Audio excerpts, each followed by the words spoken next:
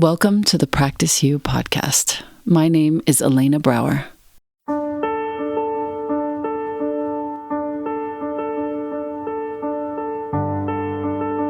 Let's dive into today's conversation regarding life's myriad transitions and how we refine our responses in our relationships, our wellness, our households, our work, and in our practices. You are invited to learn and love and listen with me. Welcome to Practice You.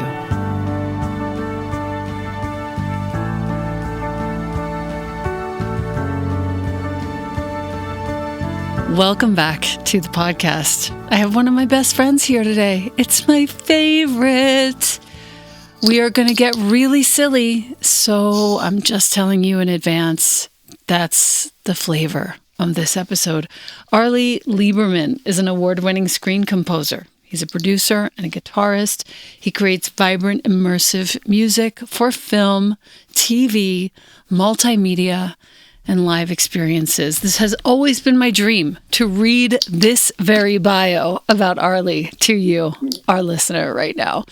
With an unwavering dedication to his craft, Arlie's approach to music serves as a transformative force that resonates both on and off the screen. As a screen composer, he's worked on a wide range of films, including Sam Kelly's gang movie Savage, for which he won the 2021 APRA Best Original Music in a Feature Film Award. Wow. And in 2024, he collaborated with Tiki Tane to create the score to the historical drama in Te Reo Maori, Ka Wahai Tonu, Struggle Without End, directed by Mike Jonathan. The theme song, Hold On to the Dream, featuring Louis Baker, released as a single. Incredible success. Arlie composed the original score for the New Zealand film The Mountain, also in 2024, with music by Troy Kingi, directed by Rachel House, produced by Picky Films and Sandy Lane Productions.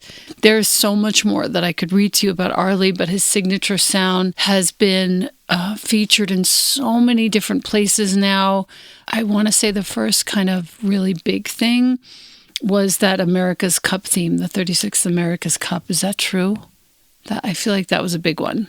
It was a big one, but it was really funny because, as you know, my sound is not very commercial. It's fairly experimental and ambient-y and very contemplative kind of sound. Mm-hmm. And then I got the opportunity to pitch for this, and it's one of the most commercial scenarios I found myself in. Yeah. But I just loved the competition of America's Cup, which is the oldest cup in the world, obviously started in America, hence the name. And then when I got the gig, I was like, oh, shit. How am I going to do this? How am I going to do this big anthem? Totally. But it was just an incredible journey. Because it was in New Zealand, it was really obvious that I had to find the indigenous resonance of the place. And I straight went into the Maoris and into the haka world. And my process is always finding a source material that is unnecessarily a music source. It's just a resonance. And those boats, they're literally flying in like 50 knots. And when you go that quick, there is a lot of wind and deflections and so much sound that they're creating. And I got some recordings of the boat, and that I built all that soundscape made out of the boats, and then I composed to those soundscape while I was infusing the Maori goodness. Wow. So I figured out a way to not be very commercial in a very commercial environment, and it sort of kind of worked it out. Well, first of all, let me just, for our listener, 50 knots is about 57 miles per hour, just so you know. I think what's most interesting, though, about your work, Arlie, is you are by far one of the silliest people I've ever met in my life. And we have laughed since the moment we met. We have been laughing. Your talent, however, I saw from the very beginning, and so many of us did. And it took some time for you to sort of develop your kind of confidence to start working in these bigger spheres, such as the America's Cup, all these beautiful films.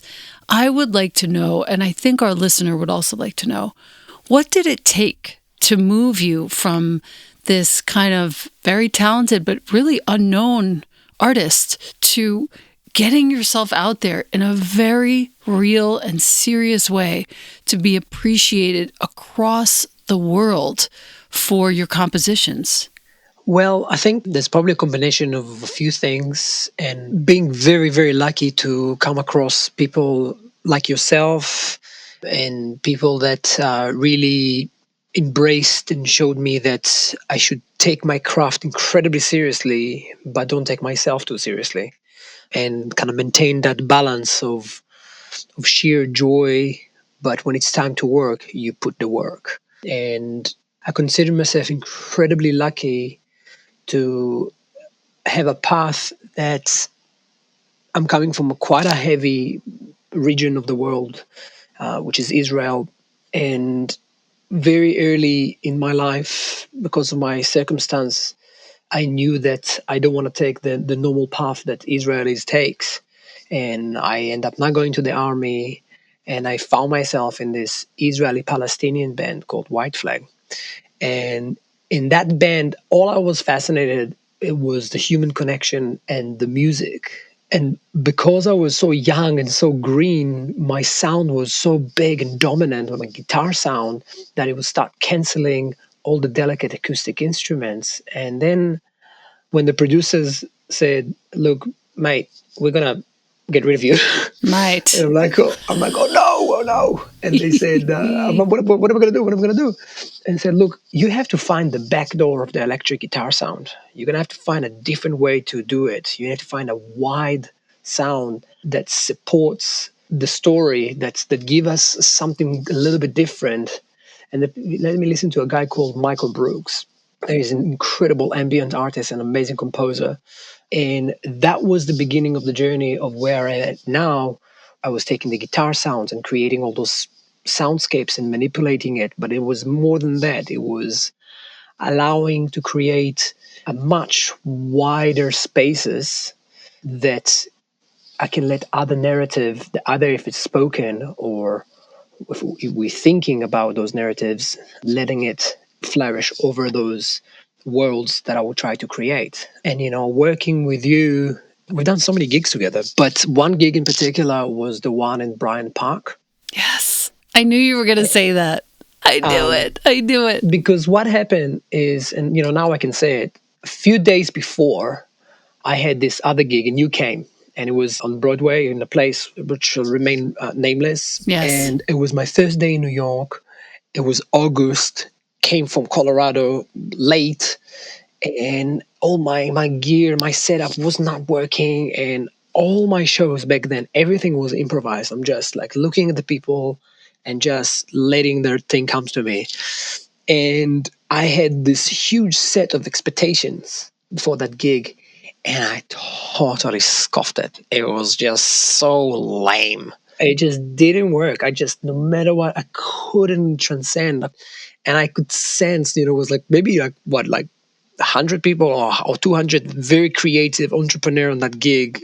And I was so devastated. I was incredibly devastated. And that was the moment when I realized that expectations is the worst enemy of inspiration for me.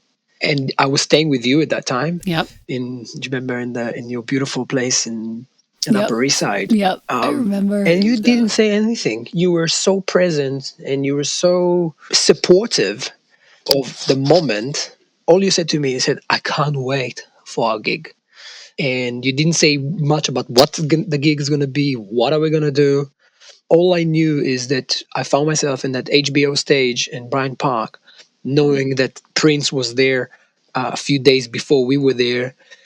And I will never forget the moment of having the ambient of New York and all the sirens and all the cacophony of that city. And then I was just tuning into that sound and just creating a bid for you to deliver your service to the 2,500 people that went there. Yeah. And I had no expectation. And that was one of the best deliveries that I feel like you and I have created. And I think that was a big turning point for me, that moment of rising into the occasion and realizing that the only thing that really exists is what's in front of me right here, right now, instead of what happened before and what will happen. And that's it. And you remember we had all those really long conversations about where is this thing going? What are we going to do with this? Yes. You know? I was so committed to you from the very beginning. I could feel that you were destined for greatness. And it was just a matter, I think, of you kind of believing in yourself. And indeed, James talks about this a lot. If he were here, he would be chiming in on this. But, quantum physics, real physics, the past does not exist. Even if it was 2 minutes ago, it does not exist quantifiably. No, I 100% believe in that too. Yeah. And I feel like there's a lot of kind of skillful friendship that we practiced where within 5 minutes of meeting each other, I was invited to stay at yours and you were invited to stay at mine, and you lived at the time in Auckland. We ended up becoming best friends, like all the partners. You went through a couple of different partners until you landed on your beautiful wife and mother of your child. And I love her so, so, so much.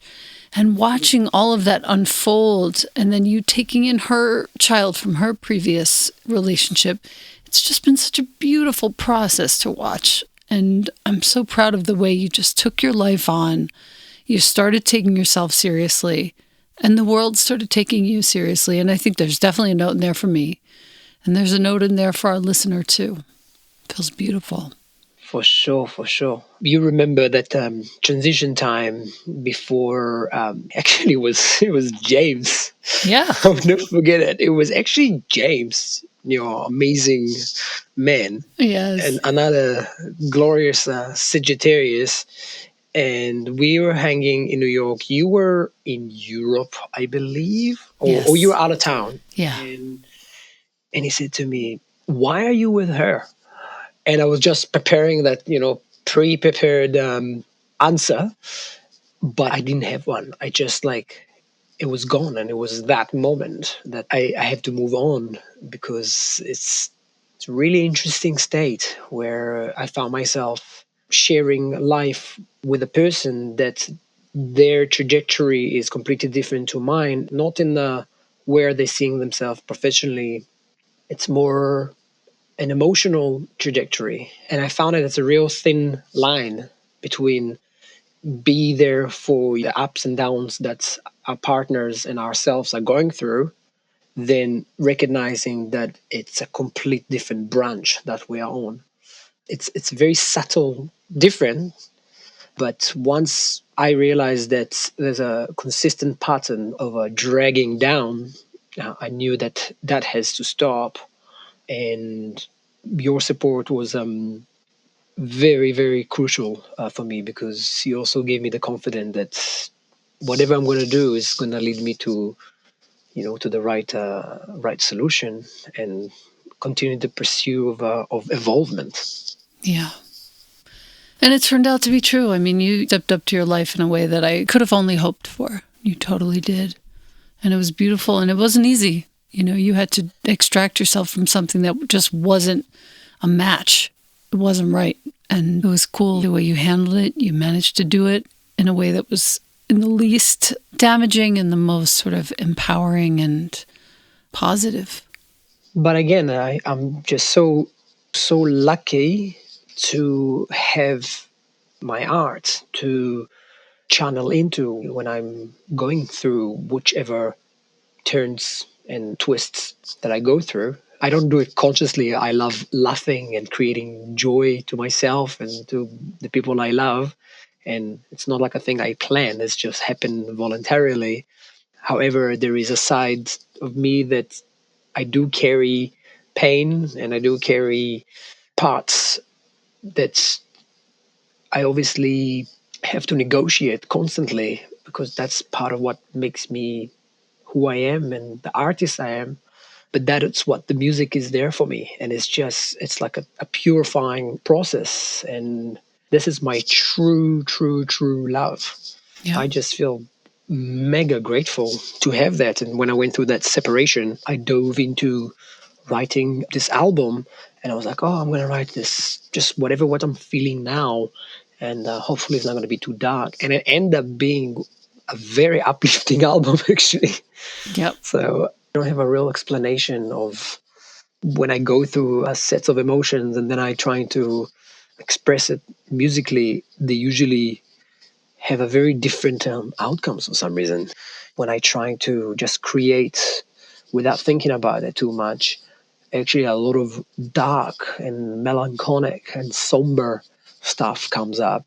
And it kind of makes me feel like all the darkness and all the somber part of my art is equally as important as the light and silly and goofball that I am, Totally. because that's the balance I seek so much.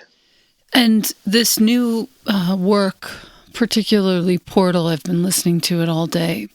Tell us a little bit about how this happened, and, to whom would you give sort of some credit for this energy? Yeah, that was around that time when me and my ex-partner have split. I just went to the studio and just start writing it. And usually I go real quick on those ambient albums, and I just go for a couple of weeks or a week in the studio and just let it go.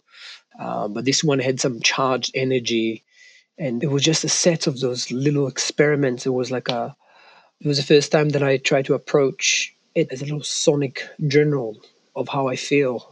Because straight away after I went touring, and I saw you as well in Berlin, and we were gigging a couple of times there.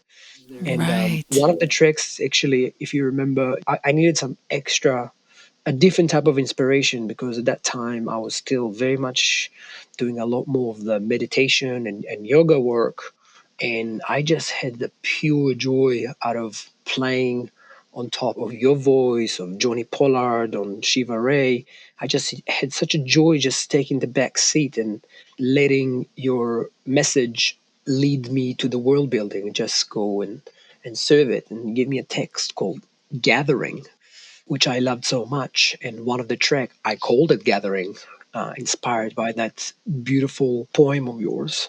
And that was the general vibe. It was just creating those real gentle little vignettes of, actually, I think the general energy is some form of relief. It's a turn of page, it's a release of weight. It's incredibly personal little worlds, and it's very weird because those ones I don't even think of what's going to happen with it. I'm just doing it for myself, and if there's anybody else out there that will be orbiting in the similar resonance that I was when I was doing it, they might feel some form of connection towards that. So beautiful. That was 9 years ago. It was a piece that I wrote for Kripalu for Yoga Journal Live. Ooh. It's like a whole nother life, another stratosphere. But I thought it might be interesting to read it and then encourage our listener. I'll include both links to this piece and then, of course, to your song by the same title. It does speak to a certain time, and yet it's kind of timeless. I just finished reading it. It's pretty good.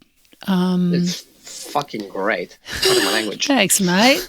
It's okay. We curse here. Of Don't course worry. it's great. You're great. What the hell? Here we go. I think it's the first long form piece that I wrote. It eventually gave me the courage to write the piece for Above and Beyond, that flow state piece. And I don't know if you know this, but we ended up getting a gold record for it. Yeah, I just saw it. It's Unbelievable. incredible. It's so great. It's very believable. It's still unbelievable to me. But here's the poem called Gathering. If we wish to receive and hold and give and shape and mold the totality, we need to be near others who help us see the patience and the love in the lining of our soul. So we generate moments where several of us gather to experience the trajection of the evolutionary force of nature together. We practice, we dance, we chant, we pray, as prayer is our first attention, our first listening, our way of giving as well as receiving.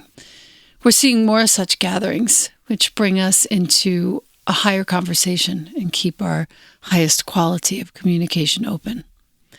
And that keeps us in alignment, supportive of each other's refinement, which keeps us learning educated, keeps our connections hydrated and ventilated so the currents of learning and teaching can flow between us unabated. This way we can all remind each other to let the greater flow in, that there weren't any accidents along the way, and nothing was ever broken. All our teachers, studies, understandings, hardships, all our victories, phases, chapters, righteousness, none of it was wasted. Nothing needs to be replaced. But it is all evolving. No problems, just solving and moving and seeing and learning how to keep believing. Some questions then to ask yourself quietly. How can I make each day a new listening? How can I choose and choose again a quality of presence and respect and giving? How can I orient myself toward a generosity that lets me give the very best of me and helps me ask the relevant questions so we can all get free, even when I don't feel like it? How can I develop a personal refuge that's everywhere and always and somehow never moves?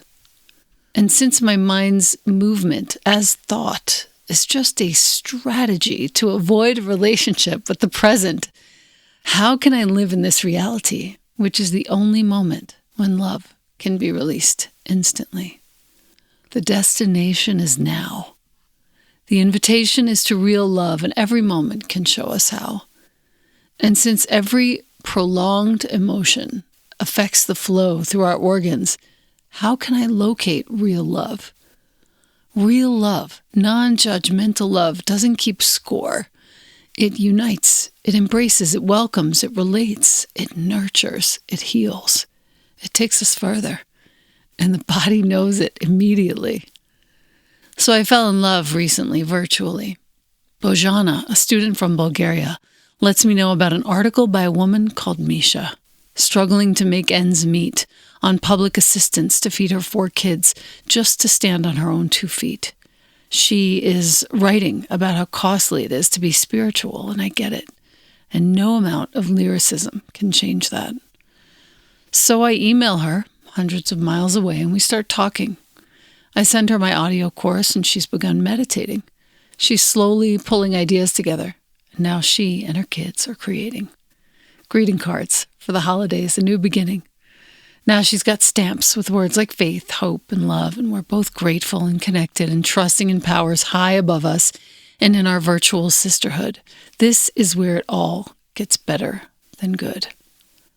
Every day, may we ask for an introduction to that which endures, a new collaboration, a different attitude. Just trust that there is more. This is what practice has in store for each of us. Om Namo Gurudev Namo. May we connect to our teachers and honor their teachers. May we feed and amplify the source of all teachings, and may we remember that what goes unfed weakens, and what we feed grows stronger. So what are the practices? What can we do day to day for all of us? Some tiny, potent clues. Be agile. Be equanimous. Be mellow. Be kind. Be generous. And go ahead and practice being sad and angry and challenged, and then return to equanimity and practice seeing how your narrative keeps blocking your fluidity. Practice noticing how your behavior keeps yielding this result, and if you're not happy with what's happening, drop all the resident tumult and change the story. Write a vision that becomes your finest foray into the highest realization, which is only a kind of love. And set some specific parameters within you, around you, and above, because boundaries give you information, confirmation, transformation, and a new sense of synergy with all your relations. A good practice gets great when it brings you deep joy. The privilege is to elevate the physical, which is really just a ploy to locate awe. And that awe inspires us to be more awake and more kind, which helps us to make sure our behavior is pliant and in alignment, and to listen every day for our highest assignments. We choose ways in which to get organized so we can adhere to the totality more of the time. We strengthen our bodies and realize that when things that are unhealthy really stop feeling good, That's a really good sign. Keep supporting, keep lifting, keep asking, keep giving, keep praying, keep wishing and hugging and kissing. Keep wondering, keep sitting, keep loving, keep committing, keep listening, keep guessing, keep empowering, keep blessing. Wow. Yep. Wow. I forgot all about it. It's so similar also to the above and beyond piece too. I can feel this like sort of thread between the two pieces. Very similar. Come out of the same stem. Yeah. Yes, mate. Yes. And it's, again, to be able to just use it as a source material and just let those words washes me. And, for, you obviously know it really well, that I'm extremely dyslexic. And reading for me and writing, it's a real challenge. So you graciously recorded it for me as well. And you just gave it to me. So your voice and the way you speak, you got the normal Elena that people don't really get to see, which is a private, funny, goofball, silly schnitzel. Super schnitzel goofball. Super schnitzel goofball. And then, there's the one that is here to serve. And it's a different resonant. It's a different frequency that you are switching between. And it's beautiful to see that craft, and then your writing and your delivery and just that natural, effortless timing that you have in your way of speaking, which still sounds incredibly authentic, doesn't sound pretentious. There's a subtle patronizing going on in this industry so much, very unconsciously. And to have that ability, that really allow people to present them with the door of transformation. So I consider myself so lucky, to be able to go into those creative worlds with you and experiencing the back door of the Elena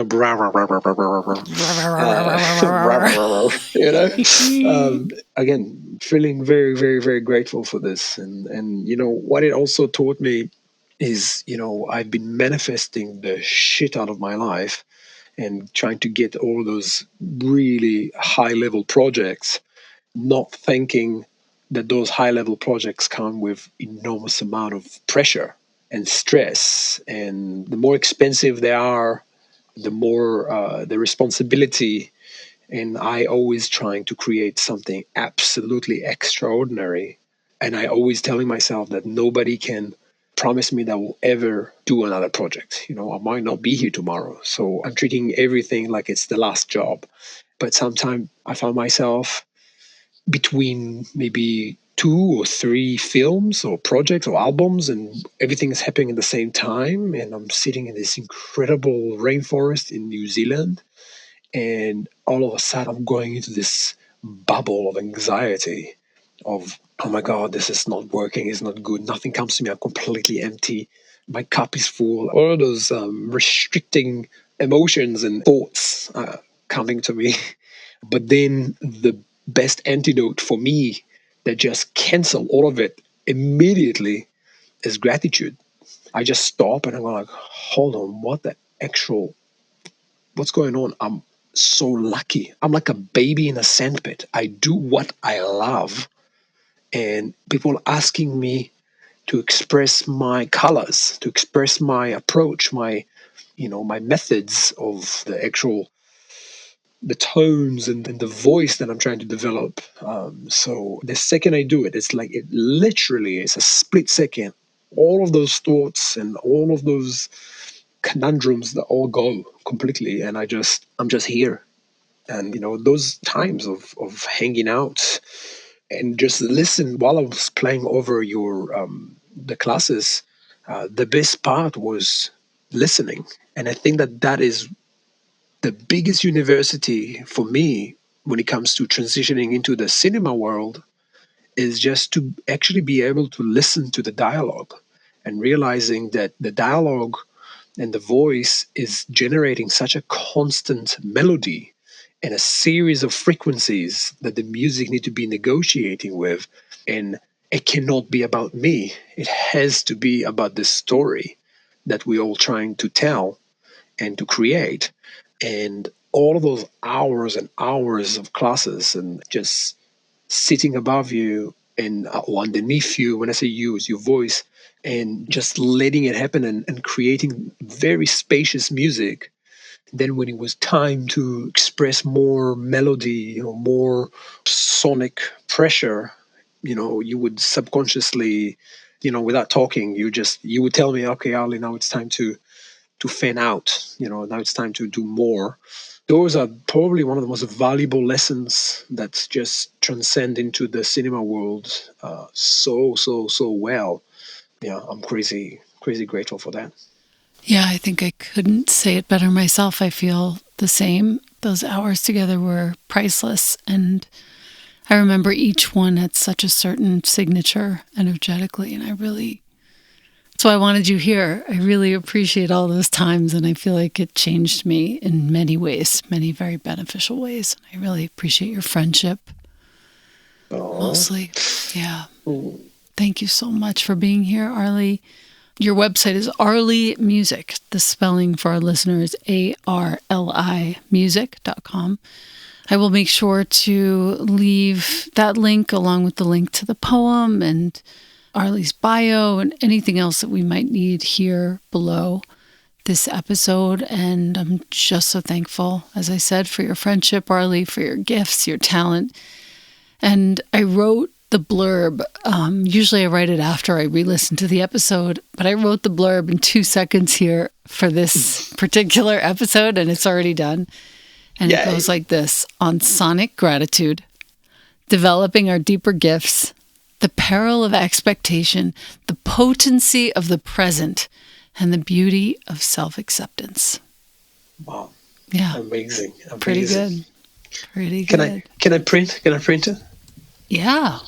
Oh my God, it's so good. It's so good. Fuck you, good. Mate. Oh, mate. Mate. You're so good. You're so good. So good, mate. I'll send you a blind copy of this, the thing that I send to my producer. And I just love you. I wish you the very, very best. For our listener, please go to arlimusic.com. Check out Arlie's beautiful face. It's worth noting also that Arlie, very early on, years ago, was part of a project called the White Flag Project. This was a groundbreaking project that united Palestinian and Israeli musicians under the mentorship of platinum-selling English record producer Mark Smulian. Worth checking out, and really speaks volumes to who Arlie is and has always been. Thank you so much, Arlie, for being here. My hands are folded in prayer, and I love you so much. Thank you so much for your time and for everything. And I love you so much. You beautiful thing. And James and I are going to call you soon, and we'll be sure to be on FaceTime. Yay. Yes. Cool. Love you so much, honey. Amazing. Big love. You too.